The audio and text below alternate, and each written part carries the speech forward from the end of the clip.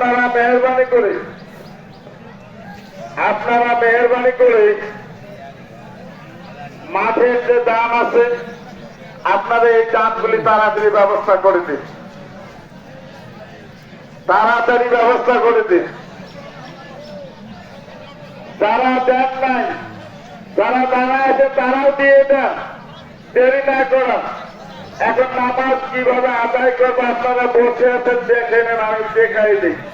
কারণ নামাজের অলসতা ক্ষেত্রে আয়াত তুলেছিলাম, পারি নাই। নামাজের মধ্যে যারা অলসতা করে তাদের যত ওয়াইল নামক জগৎ, এই যে তারা পিছায় আছে, এই যে বসি, এই ইমাম সাহেব এখনো নামাজ শুরু করে নাই, এখনো 10 মিনিট আছে।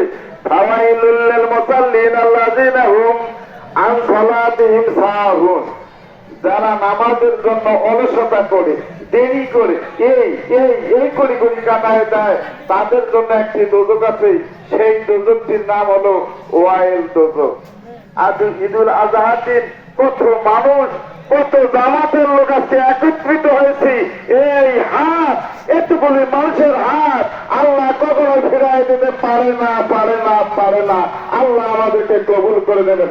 আল্লাহ ওয়াদা করছেন, বান্দা যখন তওবা করে আমার কাছে মাফ চায়, আমি ফেরেশতাদেরকে ডাক দিয়ে বলে, ফেরেশতারা দেখ, পৃথিবীতে বান্দা সৃষ্টি করছি, মানুষ সৃষ্টি করছি, এরা পাপ করছে, এরা আর কাউকে কাছে মাপ চায় নাই, এরা একমাত্র আমার কাছে অনুযুক্ত হয়ে, লজ্জা হয়ে, তওবা করিয়া আমার কাছে মাপ চাইতেছে। আল্লাহ, আমি পাপ করেছি, আল্লাহ মাফ করে দাও।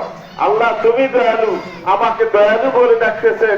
হে আল্লাহ, আল্লাহ বলতেছেন, হে ফেরেশতার দল, তোমরা সাক্ষী দেবো, আমার বান্দার তো আমাকে আল্লাহ বলে স্বীকার করতেছে, আমার কাছে মাফ চাইতেছে, আমি ওই বান্দার সমস্ত গুনাহ খাতাগুলো মাফ করে দিলাম। বান্দার কোরবানি কবুল করার কথা বলছে, বান্দার কোরবানি গুলো আমি কবুল করে নিলাম। বান্দার কোরবানির পশুর গায়ে যতগুলি লোম আছে, অতগুলি সব এসে বেশি সব তাদের আমল নামার মধ্যে লিখে দিলাম। অতএব আজকের দিন অলসতা করা যায় না, রোদ্রে একটু ঘামবো, যেদিন বাড়িতে বের হয় সেদিন রোদ পর্যন্ত, শীত পর্যন্ত না। আজকে তার চেয়ে বড় আমাদের আনন্দের বিষয়, এতগুলি মানুষ লাব্বাইক আল্লাহুম্মা লাব্বাইক হাজিরা বলেছেন আরাফার ময়দানে। 350 বছর কাঁদিয়েছেন আদম আর হাওয়া, সেখানটায় দেখা হয়েছে।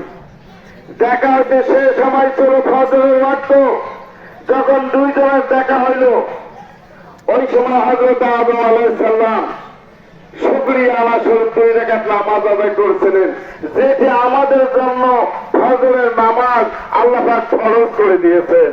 সেই আরাফার ময়দানে হাজিরা সমবেত হয়ে যখন লাব্বাইক আল্লাহুম্মা লাব্বাইক বলে ধ্বনি তুলে দেয়, আল্লাহ এত খুশি হয়ে যান। আজকের দিন আমাদের ঈদুল আজহার 10ম দিন, আজকে আমরাও সেই মাঠে উপস্থিত হয়েছি, আরাফার